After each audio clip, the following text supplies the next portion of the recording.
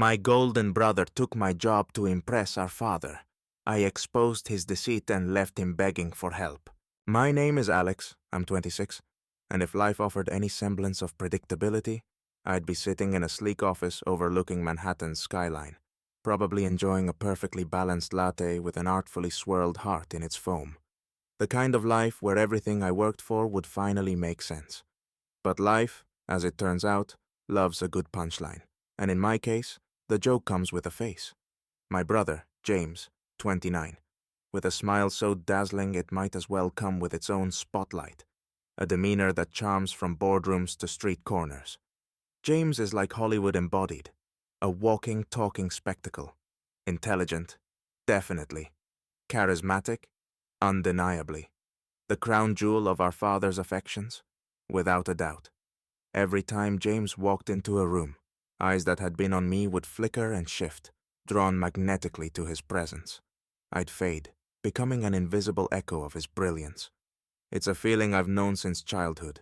Wherever James's light touched, it left a shadow, and that shadow was my home. But at 26, I was no longer the boy who melted into corners and watched his life play out from the margins. I'd grown, pushed myself through sleepless nights, internal battles, and endless hours proving that I wasn't just another face in the crowd. This time, I was determined to shine on my own terms.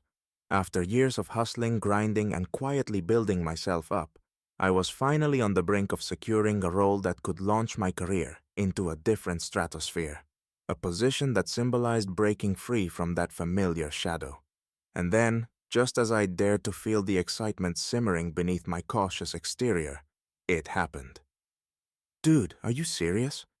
I whispered to the emptiness of my apartment as I stared at the email.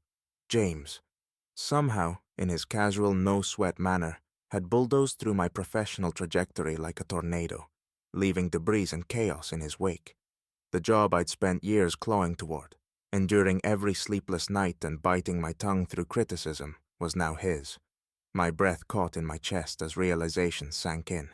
It wasn't just a setback. It was the theft of everything I had fought to achieve. James had taken it, and he didn't even need to try hard.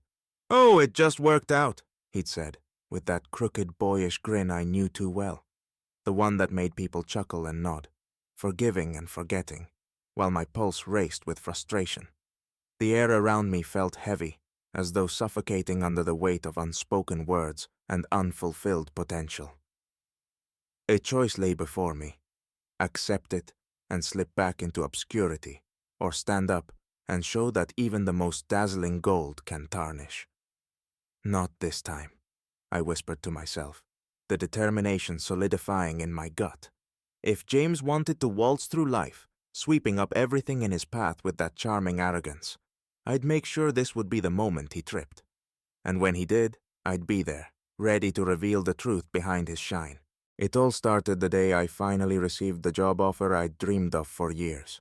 This position was everything I'd worked for, a culmination of late nights spent glued to my laptop, scrambling to meet insane deadlines and glancing at my slightly crooked diploma for some semblance of validation. This was my exit route out of James's ever-consuming shadow. I was already envisioning myself in that corner office on the 40th floor, tossing my half-empty coffee cups into the trash and basking in the feeling of accomplishment. It was perfect. I was on cloud nine, and the world felt right for once. But life, especially life with James as a brother, doesn't follow predictable scripts. James wasn't just a guy who lived his life. He charged through everyone else's like an entitled party crasher who eats the last slice of cake and chuckles, "Oops, couldn't help myself," with a charming grin that made it impossible to stay mad. I walked into the meeting room for the final signing, my heart thrumming with anticipation. And there he was, James, planted right in the center of the room with that infamous "I run this place" grin. I felt an eye roll threatening, something fierce enough to lodge my pupils behind my skull. The hiring committee looked at him like he was some A-list actor stepping onto the set of his next blockbuster, practically glowing with admiration. "Oh, Alex, didn't see you there," he called out with all the faux surprise of a magician's assistant who had planned the act weeks in advance. I clenched my teeth so hard I half expected them to shatter. Sure you didn't see me, James? The realization struck like a splash of ice water. My opportunity was now his new prize to flaunt. Before I could say a word, one of the committee members chimed in.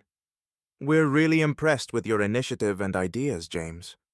A slow, cold burn coursed through me. Oh, you'll be impressed all right, I thought. Just wait until you see what I'm capable of when my back's against the wall. Sitting in that room, muscles coiled with tension, I watched James effortlessly morph into the hero of the hour. The way he spoke, the polished charm, every bit as nauseating as it was predictable. My pulse pounded in my ears, my hands itching to do something, anything to interrupt this spectacle. You're serious? I muttered internally, my mind racing. If he thought I was going to accept a supporting role in his latest performance, he was sorely mistaken. This time I'd be rewriting the script, and when the curtain dropped, everyone would know whose show this really was. I remember the moment when rage surged through me, filling me to the brim like a flooded basement threatening to burst. My head buzzed, my hands shook, and there was only one thought pulsing relentlessly in my chest. James, you master manipulator. I sat in my room, a dimly lit haven littered with empty coffee cups and crumpled drafts, like the quintessential underdog protagonist in a movie about to launch into their comeback. All I could picture was James, that infuriating smirk plastered on his face as he soaked in our father's praise, every word a dagger I could feel prickling the back of my neck. Dad, naturally, was a living neon sign of pride, probably clapping James on the shoulder with a, "Wow, James, you've done it again," ringing out like a coronation announcement. And James, the embodiment of false modesty, probably chuckled. Oh, it wasn't that hard. As if he hadn't practically stepped over my ambition, leaving it lifeless in his wake. The room around me felt too small, the silence too loud. Dude, what the actual hell? I muttered, eyes narrowing at the old lamp flickering in sync with my restless heartbeat, the sole witness to my frustration. The realization struck hard and fast. This wasn't just some unfortunate twist of fate or the universe playing tricks. No, James had orchestrated this, calculated it with the precision of a grandmaster who knew that his younger brother was merely a pawn, there to be sacrificed in the pursuit of victory. He knew exactly what that job meant to me. He knew the stakes, how it represented every morning I forced myself out of bed, clinging to hope and the idea that hard work could turn dreams into reality.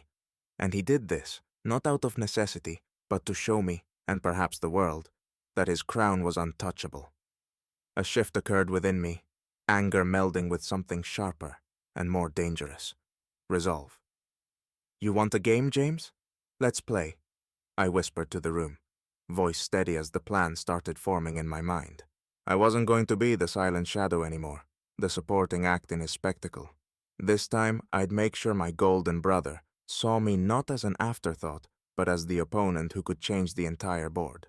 Holding back the urge to smash my laptop in sheer frustration, I shifted into action. Enough with the anger and the silent brooding. Now was the time for a plan. The first step was obvious. What skeletons are hiding in your closet, James? And as it turned out, his closet was already creaking under the weight of buried mistakes. I scoured documents, past reports, and files I got through a couple of well-placed favors, and one particularly chatty secretary who couldn't resist sharing the juiciest office gossip. It didn't take long for a pattern to emerge. James wasn't just confident, he was confidently reckless. His reports had all the accuracy of a fortune cookie. One month, he was hailed as the leader of a project. The next, he was scrambling to patch up the mess he'd made like a ship captain plugging holes with tissue paper. The so-called golden boy was more like tarnished brass. Looks like Mr. Perfect isn't quite so flawless after all, huh? I muttered, smirking as I saved yet another file brimming with inconsistencies and glaring errors. The threads were starting to weave into a web, each detail slotting into place. Inflated numbers, negotiations that flopped, reports filled with empty jargon. Every brilliant success he had flaunted was as solid as a house of cards in a wind tunnel. But I wasn't going to stop there. No half measures. I wanted this to be bulletproof. I began amassing hard evidence. Official documents, snippets of recorded conversations where he babbled with the confidence of someone who didn't realize he was stacking dynamite, and even photos from meetings where he seemed more focused on adjusting his designer shirt than listening to a word being said. One afternoon, as I hunched over my computer, the glow of the screen casting shadows under my eyes, Tony, a colleague with a knack for showing up at inconvenient times, leaned over. "Alex, what are you up to?" His tone carried the curiosity of someone who half expected a conspiracy theory. I looked up, cracked a small smile, and said, "Just working on a little masterpiece, my friend." And in that moment, I knew I wasn't just collecting evidence. I was creating a storm that would shake the golden boy off his throne. I decided it was time to bring a little entertainment to the otherwise monotonous office landscape of reports and endless presentations. I had a goldmine at my fingertips, company insider info that could upend the reputation of the biggest show-off in the building. "Ready to play, James?" I started with the classic office stir, anonymous tips. A few carefully crafted messages sent to the right people, each one just ambiguous enough to spark curiosity without pointing fingers. "Hey, I double-checked James's latest project. Word is there are some questionable decisions in there." And just like that, the office buzz hummed to life. "Did you hear someone's been leaking info about James's work? Pretty awkward, right?" The best part? The look on his face when the higher-ups started pulling him aside for routine checks. He sat at his desk, eyes darting and fingers tapping nervously as he tried to maintain that famous composure. But the glisten of sweat on his brow betrayed him. If I weren't trying to keep a low profile, I'd have sauntered past and said, "Relax, it's just a check, no big deal." Instead, I played the role of the diligent worker, buried in my own reports while side-eyeing the chaos I'd set in motion. "Why the sudden audit?" a colleague asked, his voice tinged with curiosity and a hint of worry. I fought to keep my expression neutral, barely holding back a smirk. "Who knows, man? Office gods work in mysterious ways," I said with a casual shrug, sipping my coffee like the unbothered employee I needed to be. The hardest part was staying invisible. One slip-up, one wrong look, and I'd be under the microscope. So, I became the epitome of mundane, just another worker on his third cup of coffee, eyes glazed over, counting the minutes to 5 o'clock. But every time James glanced at his phone with that creased brow, or shuffled through papers during meetings with his jaw clenched, I felt a rush of satisfaction. The web was tightening around him, and all I had to do was sit back and watch as he tangled himself deeper in it. Dad decided to host one of his signature family dinners, a move as predictable as the sunrise. The setup was as classic as ever. Dad seated at the head of the table, his presence radiating authority. Mom filling wine glasses with that hopeful look that screamed, "Maybe tonight will be peaceful." And everyone else playing their part in the family theater. But this time, the night was focused squarely on James and his shiny, new career milestone. That meant I was in for a few hours of James basking in self-congratulatory glory, laced with anecdotes about how the world simply didn't deserve someone of his brilliance. I pushed my pasta around my plate, half listening, as Dad's voice rose, full of pride. "James, son, you're the embodiment of success," he declared, a statement that nearly made me choke on my drink. But the kicker came next. Dad's voice shifted, casual but cutting. "But I heard there were problems in your department." I sat up straighter, heart pounding as a chill ran down my spine. This dinner had taken an unexpected turn. James's confident facade, always polished and unwavering, cracked for the first time. He froze, skin turning a shade paler. "Problems?" he echoed, trying to sound unfazed, but the slight tremor in his voice gave him away. It was like watching a performer forget his lines on stage. "Yes, I heard something about audits and project flaws," Dad pressed, leaning in as if ready to unleash a verbal uppercut. "You're handling it, right?" The tension at the table thickened until it was nearly tangible. Mom, avoiding eye contact, took a deep sip of her wine while I stared at the napkin on my lap, fighting the urge to let my smirk show. James forced a smile, the kind that looked more like a wince. "Well, just some temporary issues, nothing serious," he said, the words coming out stilted and dry. But his eyes, usually full of that practiced confidence, flitted nervously. I almost laughed aloud. So even the golden boy could sweat under pressure. Dude, you sure about that? I thought, picturing the knots of my web slowly cinching around him. He didn't know it yet, but the days of his flawless act were numbered. James sat there, fidgeting with his napkin as if the worn cloth could somehow pull him out of the tense moment. The silence stretched so long you could almost hear the imaginary sound of a pin dropping.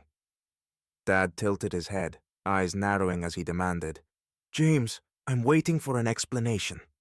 His voice carried the weight of command, leaving no room for evasion. And James, under that heavy gaze, finally cracked. "All right, fine," he burst out, the suddenness of it making Mom flinch, nearly spilling her wine. "Yes, there are problems.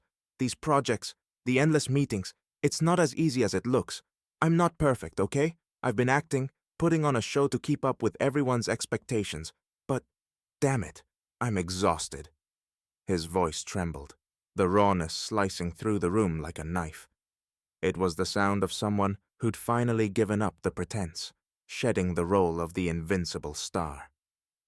Dad's face froze, the anger morphing into a stunned silence. The realization hit the room. The golden boy wasn't a flawless beacon of success, but just another guy, grappling with insecurities and the fear of failing. "Are you saying you've been lying all this time?" Dad's voice was so cold, it felt as though the wine in Mom's glass could have turned to ice. "Yes, Dad, I've been lying," James admitted, his eyes hollow, his posture sagging like he was ready to bolt. "I wanted you to be proud of me. But the truth is, I can't handle it. I'm tired of pretending." I silently celebrated, pressing my lips together to hide the grin threatening to spill out. They say the truth is the most powerful weapon, and here it was, laid bare for all to see. "James, who would have thought your show would finally get cancelled?" I thought with a sharp inward laugh as I watched Dad's expression shift from disbelief to a deep, almost painful recognition, staring at James as if he were a stranger. Mom sat rigid, eyes darting to her plate as if it had suddenly become the most fascinating thing in the room, but her trembling hands betrayed her composure. And there it was, the legend of James, the perfect son, crumbling piece by piece. It was magnificent to witness. After the drama had spread through the house like wildfire, James knocked on my door. I ignored it at first, lying on my bed, staring at the ceiling as if I was deep in philosophical thought. In reality, I was just savoring the aftermath of the night's spectacle. But the knocking persisted, and then his voice broke through the quiet, hoarse and almost pleading. "Alex, please, we need to talk." I opened the door to see someone I barely recognized. Not the confident charmer with that annoying smirk, but a man with red, swollen eyes and a face drained of its usual self-assured glow.